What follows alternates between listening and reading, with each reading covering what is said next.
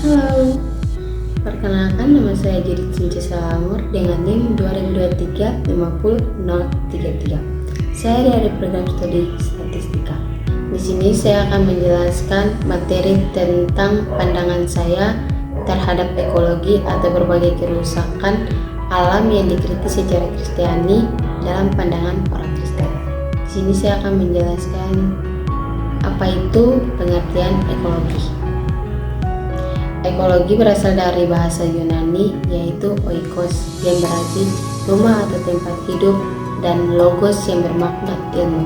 Secara harfiah, ekologi dimaknai sebagai ilmu yang mempelajari organisme dalam tempat hidupnya atau dengan kata lain mempelajari hubungan timbal balik antara organisme dengan lingkungannya.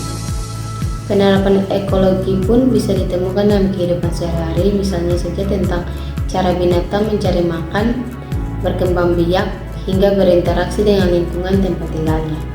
Kata ekologi pertama kali diperkenalkan oleh Ernest Haeckel, seorang ahli biologi Jerman pada tahun 1866 silam. Ernest Haeckel mendefinisikan ekologi sebagai ilmu komprehensif yang mempelajari hubungan antar organisme dengan lingkungannya. Sementara itu, Craig mendefinisikan ekologi sebagai pengetahuan ilmiah mengenai interaksi yang menuntun distribusi dan kelimpahan suatu organisme, atau ekologi adalah di mana organisme ditemukan. Sedangkan Rick Glass menyebut ekologi sebagai ilmu lingkungan alam, terutama mempelajari hubungan mendalam antara organisme dan lingkungan sekitar. Di sini saya akan menjelaskan konsep ekologi.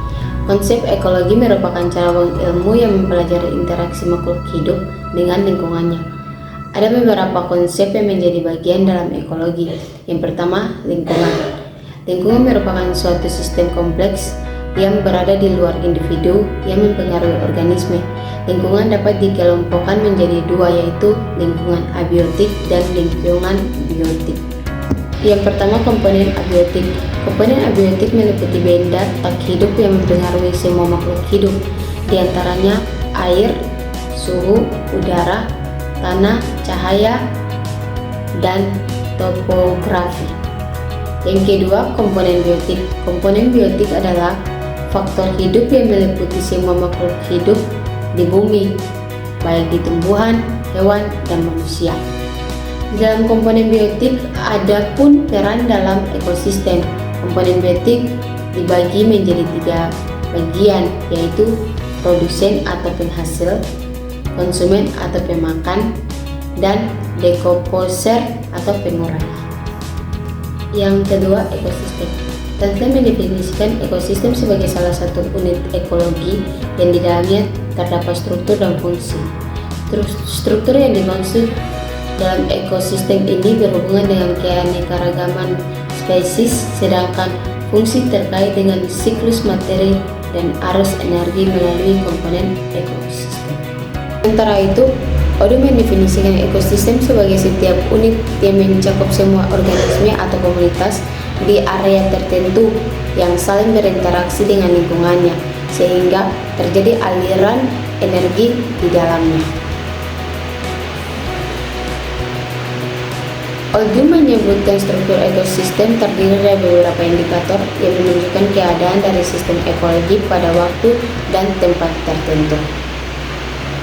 Dengan penyusunan ekosistem, diantaranya densitas atau kerapatan materi, energi, dan faktor-faktor fisik kimia lain yang mencirikan keadaan sistem tersebut. Yang ketiga, interaksi. Ekologi mempelajari tentang interaksi antara organisme dan interaksi organisme dengan komponen abiotik. Bentuk interaksi ini berupa cara-cara organisme beradaptasi untuk memanfaatkan lingkungannya. Makhluk hidup membutuhkan energi dan materi yang konstan untuk mempertahankan kehidupan, sehingga interaksi selalu melibatkan materi dan energi. Yang keempat, ada suksesi. Perubahan komunitas yang terjadi sebagai akibat dari modifikasi lingkungan yang berlangsung lambat, teratur, dan terarah menuju kestabilan disebut dengan suksesi. Proses suksesi akan terus berlangsung sampai tercapai titik klimaks yaitu kondisi di mana komunitas mencapai titik keseimbangan. Ini ada dua konsep suksesi, yaitu suksesi primer dan suksesi sekunder. Untuk suksesi primer, suksesi yang terjadi karena ekosistem mengalami gangguan yang sangat berat sehingga komunitas yang ada hilang atau rusak total.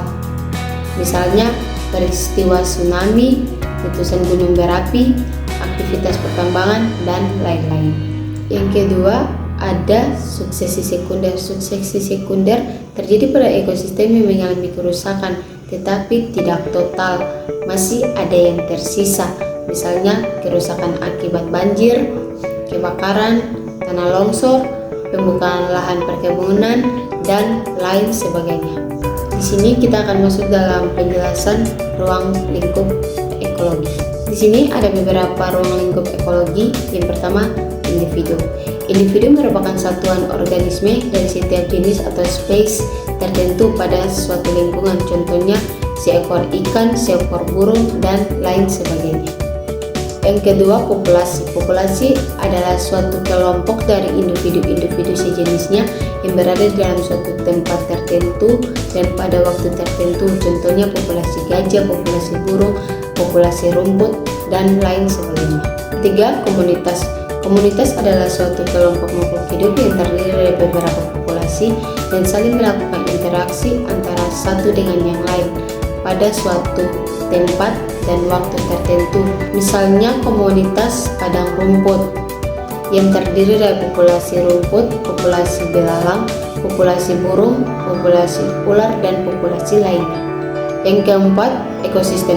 Ekosistem adalah kondisi terjadinya hubungan timbal balik dan hubungan saling ketergantungan antara makhluk hidup dengan lingkungannya. Contohnya ekosistem hutan dan ekosistem air laut. Yang kelima, biosfer. Biosfer adalah tingkatan organisasi biologi yang paling besar dan di dalamnya terdapat semua kehidupan yang ada di bumi. Di dalam biosfer terdapat interaksi antara lingkungan fisik secara keseluruhan. Yang keenam, lanskap. Energi lanskap fokus terhadap faktor yang mengendalikan pertukaran energi, materi, dan organis dalam suatu ekosistem. Yang terakhir, ada global. Global adalah ruang lingkup bertempu pada pertukaran energi regional dan pengaruh materi terhadap fungsi dan distribusi organisme pada tingkat biosfer. Ekologi memiliki banyak manfaat bagi manusia dan lingkungan hidup. Manfaat ekologi yaitu di sini ada beberapa manfaat ekologi, namun saya ambil dua saja karena terlalu banyak dan lebih menghemat waktu. Yang pertama, manfaat ekologi itu mengenal keanekaragaman hayati. Ekologi yang memberikan manfaat kepada manusia untuk memahami berbagai makhluk hidup serta hubungan antara makhluk hidup dengan lingkungannya. Misalnya, bagaimana cara penghuni bisa bertahan hidup di lingkungan dingin yang ekstrim. Yang kedua, mengenal perilaku makhluk hidup dan hubungannya dengan lingkungan. Misalnya sistem sonar pada kapal, selam yang meniru indera dari kelelawar dan lumba-lumba sehingga bisa bermanfaat bagi manusia untuk menentukan target atau lokasi. Yang kedua, mengenal perilaku makhluk hidup dan hubungannya dengan lingkungan. Misalnya sistem sonar pada kapal selam yang meniru indera dari kelelawar dan lumba-lumba sehingga bisa bermanfaat bagi manusia untuk menentukan target atau lokasi. Dalam pandangan orang Kristen, berbagai kerusakan alam yang kritis. Yang pertama, ada kerusakan hutan. Di sini memang ada beberapa kerusakan alam, namun saya ambil salah satunya saja, yaitu kerusakan pada hutan. Dari sudut pandang ilmu perlindungan hutan, kerusakan hutan bisa terjadi karena hama dan penyakit dan bencana alam. Tetapi dampaknya tidak sebesar yang diakibatkan oleh perbuatan manusia seperti penembakan hutan sembarangan, pembakaran hutan sembarangan, dan pertambangan secara terus-menerus atau berulang-ulang dalam waktu lama atau dalam skala yang besar. Di sini ada motif dan faktor yang mempengaruhi kerusakan hutan yang dilakukan oleh manusia. Yang pertama, penebangan pohon-pohon di hutan. Hutan diciptakan Tuhan yang Maha Kuasa sebagai sumber serta penjaga kehidupan manusia dan makhluk lainnya, juga untuk menjaga keseimbangan alam lingkungan. Pada waktu hutan masih luas dan belum ada pengaturan dari penguasa serta jumlah penduduk masih sedikit, kerusakan hutan belum menjadi masalah atau belum dipermasalahkan. Yang kedua, kebakaran hutan.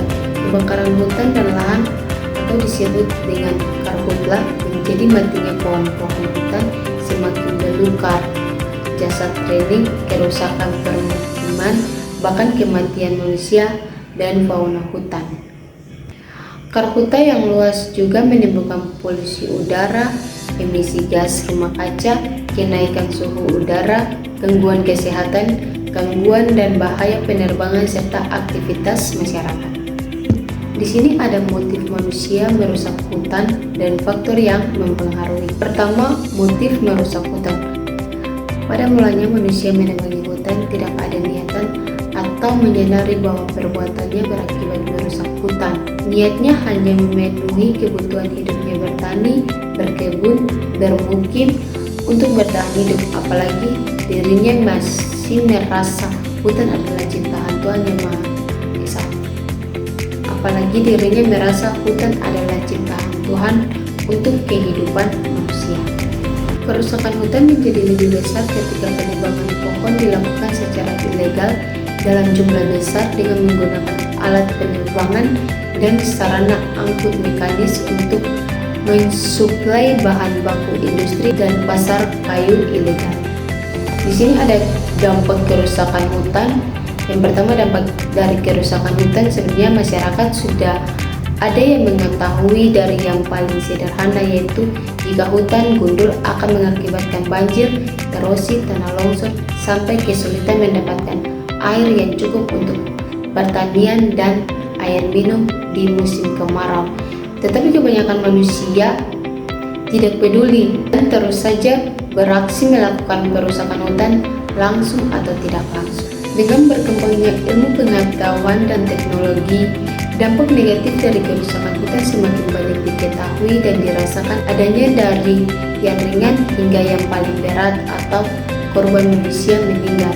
Tidak hanya dirasakan sendiri oleh bangsa kita, tetapi juga pada bangsa yang lain. Dampak negatif yang sering terjadi dan menyiksa para masyarakat adalah bencana alam, yaitu yang pertama banjir, tanah longsor, kerusakan bangunan, fasilitas umum atau yang dibilang sebagai jalan, jembatan, gardu listrik, terganggunya transportasi dan aktivitas penduduk, polusi udara, kenaikan suhu udara, mengganggu penerbangan, aktivitas penduduk, terganggunya kesehatan dan aktivitas masyarakat.